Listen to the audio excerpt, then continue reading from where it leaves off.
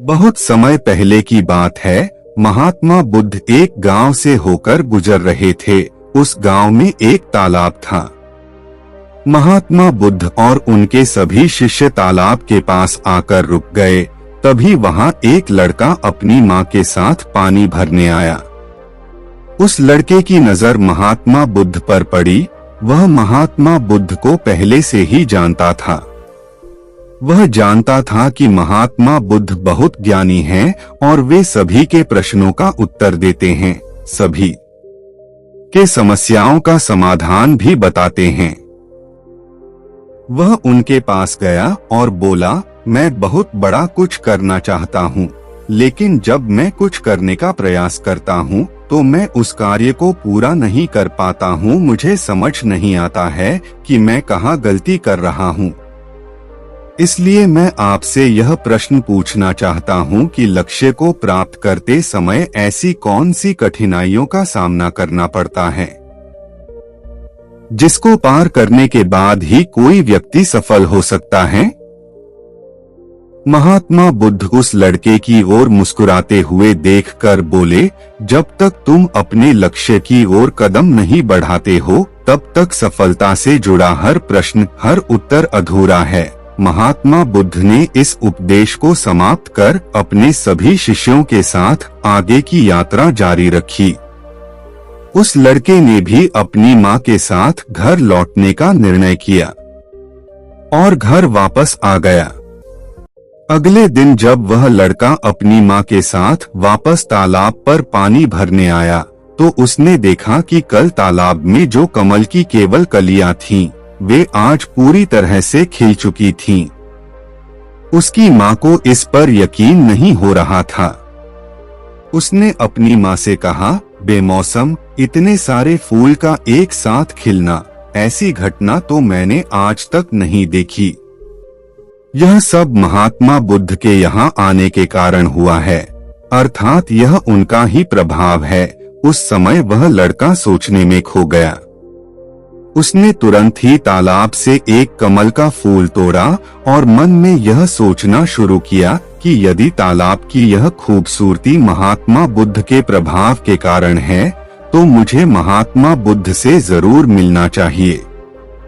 शायद वह मुझे कुछ सीखने के लिए संकेत देना चाह रहे हैं। सोचते सोचते उसने तय कर लिया कि वह महात्मा बुद्ध से जरूर मिलेगा और महात्मा बुद्ध की वो आवाज मन में गूंज रही थी, तुम लक्ष्य की ओर कदम नहीं बढ़ाओगे तब तक सफलता से जुड़ा हर प्रश्न, हर उत्तर अधूरा है। तब उस लड़के ने कमल का फूल एक मटके में रख लिया और उसने यह निश्चय किया कि वह महात्मा बुद्ध से मिलकर ही रहेगा। उसके मन में जो भी प्रश्न थे उनके उत्तर जानने का उसने निश्चय किया। उस लड़के ने तुरंत ही अपनी मां से कहा, मैं महात्मा बुद्ध से मिलने जा रहा हूं। वे बहुत आगे तक नहीं गए होंगे। अगर मैं जल्दी जल्दी चलूं तो एक दिन में ही मैं उन तक पहुंच जाऊंगा और एक दो दिन में मिलकर घर वापस आ जाऊंगा। उसकी मां ने उसे बहुत समझाने की कोशिश की, लेकिन वह लड़का नहीं माना और तुरंत ही सफर की तरफ निकल पड़ा।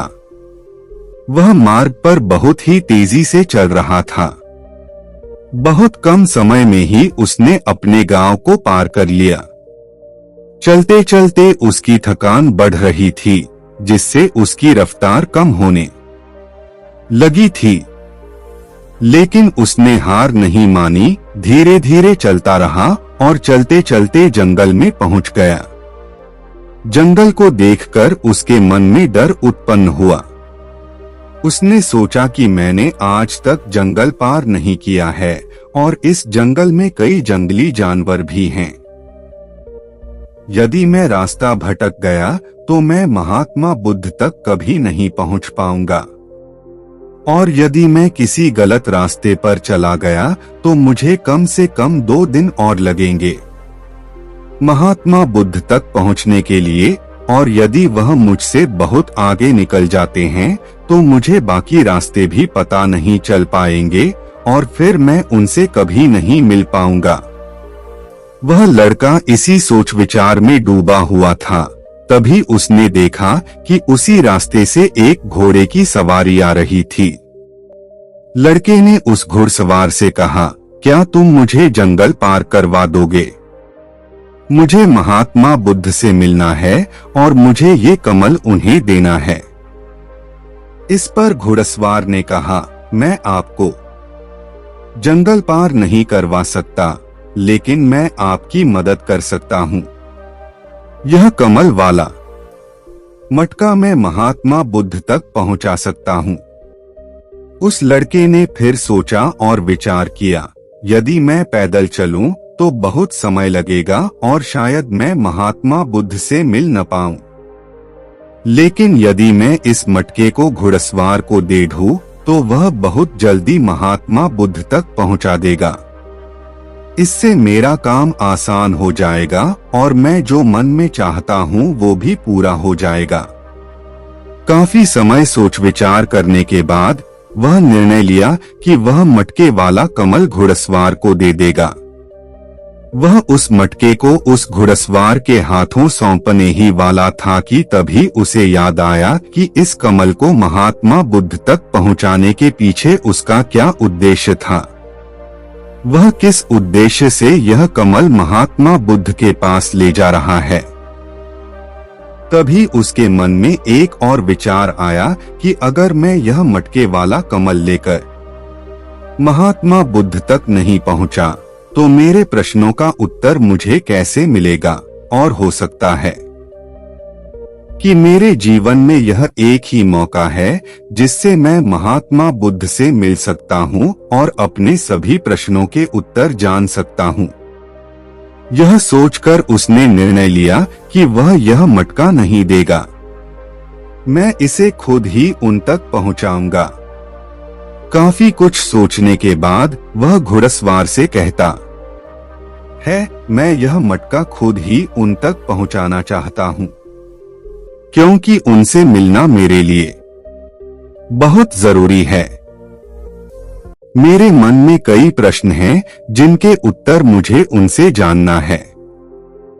इसलिए मैं यह मटका खुद ही उन तक ले जाऊंगा। आपका बहुत बहुत धन्यवाद, आपने मेरे लिए इतना समय निकाला। कृपया मुझे आगे का रास्ता बता दीजिए, मैं उसी रास्ते से चला जाऊंगा। घुड़सवार ने उसे आगे का रास्ता बता दिया तो वह उसी रास्ते पर चलने लगा। अब शाम होने की बेला थी और उसके मन में अनेक सवाल उठने लगे। शाम के समय अगर वह जंगल में भटक गया तो क्या होगा? महात्मा बुद्ध से कैसे मिल पाएगा? और अगर मिल न पाया तो क्या उसकी यात्रा बेकार हो जाएगी? ऐसे सोचते हुए उसे पछतावा होने लगा। वो मन ही मन खुद को कोसने लगा और कहने लगा, शायद अच्छा होता अगर मैंने इस मटके को उस घुड़सवार को सौंप दिया होता, तो इससे कम से कम वह महात्मा बुद्ध तक पहुंचाकर वो अपने घर भी लौट जाता। उस लड़के के मन में तरह तरह के विचार घूम रहे थे कि ऐसा होता तो क्या होता, वैसा होता तो क्या होता, अगर रास्ता भटक गया तो क्या होगा। जब उस लड़के की नजर कमल की ओर पड़ी तो उसे महात्मा बुद्ध की याद आई। महात्मा बुद्ध के चेहरे पर उसने एक ठहराव और अप्रतिम शांति देखी थी। उनकी मुस्कान ने उसमें प्रेरणादायक ऊर्जा का संचार किया था। उसने समझा कि उसकी यात्रा का उद्देश्य न केवल महात्मा बुद्ध से मिलना है, बल्कि उनसे बहुत कुछ सीखना भी है। उसके मन में महात्मा बुद्ध से मिलने की तीव्र इच्छा फिर से जागृत हो गई और वह अब निश्चित था कि वह अपने मार्ग पर आगे बढ़ेगा। जब उसने जंगल की सीमा को पार कर लिया तो उसने महसूस किया कि जब जब वह अपने उद्देश्य को याद करता है तो रास्ते की मुश्किलें कम होती जा रही थी। यह घटना सिर्फ उस लड़के की कहानी नहीं है, बल्कि यह हर व्यक्ति के साथ होती है। जब हम अपने उद्देश्य को याद रखते हैं तो हमारे मार्ग में आने वाली रुकावटें छोटी पड़ जाती हैं और हम उन्हें आसानी से पार करके अपने लक्ष्य की ओर बढ़ते हैं। इसके बाद उस लड़के को यह एहसास हुआ कि उसे अपना उद्देश्य याद रखना है और धीरे धीरे आगे बढ़ते रहना है। उसने सभी चिंताओं को छोड़ दिया और आगे बढ़ता गया। हालांकि चलते चलते वह काफी थक चुका था और जब उसने जंगल को पार किया तो उसे एक छोटी सी कुटिया दिखाई दी। उस कुटिया में एक सुंदर स्त्री रहती थी। वह लड़का थक चुका था और जोरों की प्यास महसूस कर रहा था। वह कुटिया में चला गया और वहां पर उस स्त्री से पानी मांगा। उस स्त्री ने उस लड़के को पानी पिलाया और लड़के से पूछ वो इस तरह क्यों भटक रहा है, तो उस लड़के ने उत्तर दिया कि वो महात्मा बुद्ध के ज्ञान की अभिलाषी है और वो उनसे मिलना चाहता है। तभी उस स्त्री ने लड़के से पूछा, आखिर तुम महात्मा बुद्ध से मिलना क्यों चाहते हो? तब वह लड़का कहता है, मेरे मन में बहुत सारे प्रश्न हैं जिनका उत्तर जानने के लिए मैं उनसे मिलने जा रहा हूँ। वह लड़का अपनी बातें कह रहा था, जबकि दूसरी ओर उस लड़की के मन में उस लड़के के प्रति प्रेम जाग रहा था। मन ही मन वह लड़की उसे पसंद करने लगी थी। वह लड़की उस लड़के को रोकना चाहती थी और उससे कहती है, आज तुम यहीं रुक जाओ, वैसे भी शाम होने का है और बहुत जल्द रात भी होने वाली है। ऐसे में तुम कहाँ जाओगे? इससे अच्छा है कि आज रात तुम यहीं रुक जाओ। उस लड़की की बातों को सुनकर वह लड़का समझ चुका था कि वह उसे पसंद करने लगी है। वह लड़का उस लड़की की सुंदरता को मन ही मन निहारते हुए सोच रहा था, मैं इससे विवाह कर लूं तो मेरा जीवन संभल जाएगा और जीने में आनंद भी आएगा। उस लड़के ने सोचा, ऐसे भी मैं आज रात महात्मा बुद्ध से मिल नहीं पाऊंगा तो क्यों न मैं यहीं पर रुक जाऊं। फिर उसने जवाब देते हुए कहा, मैं कुछ देर में सोच कर बताता हूँ। लड़का इस विषय में सोचता रहा। तब तक उसके मन में फिर से महात्मा बुद्ध की वो बात याद आई। उसे एहसास हुआ कि मैं इतनी दूर से यहाँ क्यों आया हूँ, और उसने मन ही मन सवाल किया कि क्या मैं यहाँ इतनी दूर इस लड़की के साथ मित्रता, प्रेम अथवा विवाह करने आया हूँ? नहीं नहीं, यह मेरी प्रेमिका ये नहीं बन सकती। क्या भरोसा आज को इसका मन मेरे पर आया है, कल किसी और पर आ जाए। लड़के ने तुरंत ही उस कमल की ओर देखा और उसे उसका उद्देश्य याद आ गया। उसने जल्दी से निर्णय लिया कि वह आगे अपनी लक्ष्य की ओर कूच करेगा। उसने लड़की को मना किया और अपने मार्ग की ओर प्रस्थान किया। जब वह आगे की ओर बढ़ने लगा तभी उसे अपने निर्णय पर अफसोस होने लगा। उसे ऐसा लग रहा था कि अगर मुझे महात्मा बुद्ध ना मिले तो उसके हाथ से वह लड़की भी चली जाएगी।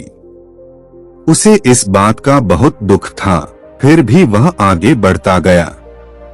कुछ दूर जाने के बाद जब उसका मन शांत हुआ तब उसे यह एहसास हुआ कि यदि वह उस स्त्री के पास रुक जाता तो वह अपने उद्देश्य में कभी सफल नहीं हो पाता और उसकी यह यात्रा बेकार हो जाती।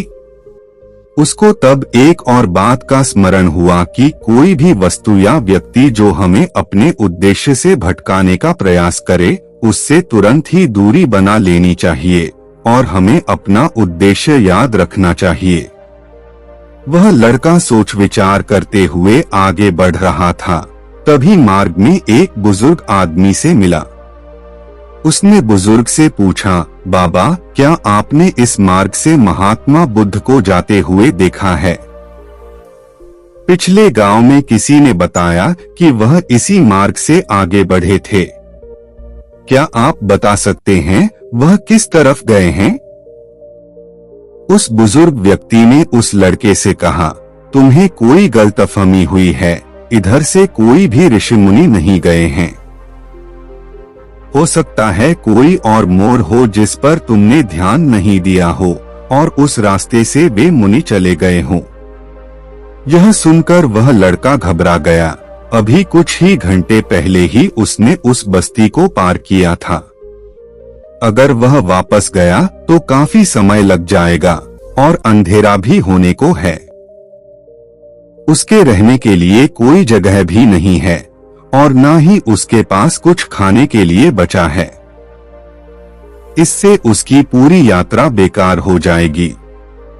मुझे तो लगता था कि मैं महात्मा बुद्ध से मिल पाऊंगा, लेकिन अब लगता है कि उनसे मिलना इस जन्म में तो संभव नहीं है। इस प्रकार के कई विचार उस लड़के के मन में उमड़ने लगे थे। वह लड़का खुद पर संदेह करने लगा। जैसे ही उसके मन में इस प्रकार के विचार उत्पन्न हुए, मानो उसके पैरों में किसी ने बेड़ियां डाल दी हो।